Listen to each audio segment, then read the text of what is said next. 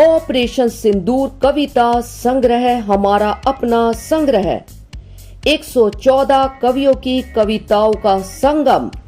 नमस्कार, मैं शाहना परवीन शान आपके लिए लेकर आई हूं एक बहुत ही खूबसूरत रिपोर्ट जो हमारे कविता संग्रह ऑपरेशन सिंदूर से संबंधित है।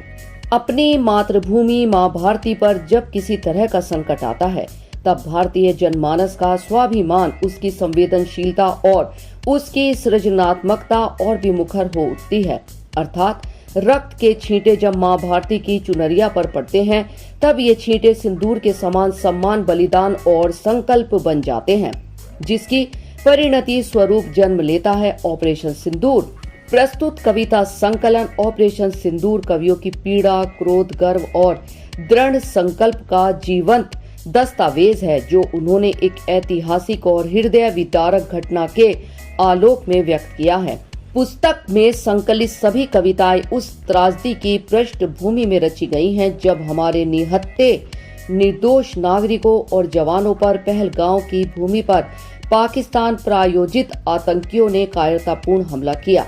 यह घटना केवल खून खराबा नहीं थी, बल्कि हमारे धैर्य, मानवता और सुरक्षा की बुनियादी सिद्धांतों को चुनौती देने वाला कृत्य था। इस क्रूर आघात के बाद जब भारतीय सेना ने अदम्य साहस और अनुशासन का परिचय देते हुए सीमा पार जाकर आतंकवादियों के अड्डों को ध्वस्त किया, तब समूचा देश गौरव से भर उठा। इसी ऐतिहासिक जवाबी कार्रवाई को ऑपरेशन सिंदूर के नाम से इस काव्य संग्रह में समाहित किया गया है। यह संग्रह केवल युद्ध या प्रतिशोध की कविताओं का संकलन नहीं है।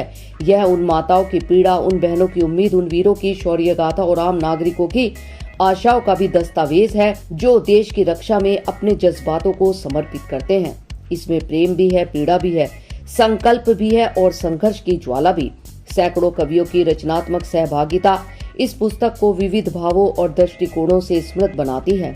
यह संपादकीय कार्य हमारे लिए केवल एक साहित्यिक दायित्व नहीं बल्कि एक राष्ट्र धर्म के निर्वहन जैसा रहा है। ऑपरेशन सिंदूर समय की उस ऐतिहासिक चेतना को स्वर देता है जो केवल बंदूक से नहीं, कलम से भी लड़ी जाती है।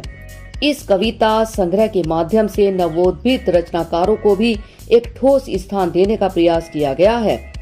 आशा है यह काव्य संकलन पाठकों के हृदय को स्पर्श करेगा, उन्हें आत्ममंथन और आत्म गौरव से भर देगा और आने वाली पीढ़ियों के लिए एक साहित्यिक प्रमाण के रूप में जीवित रहेगा।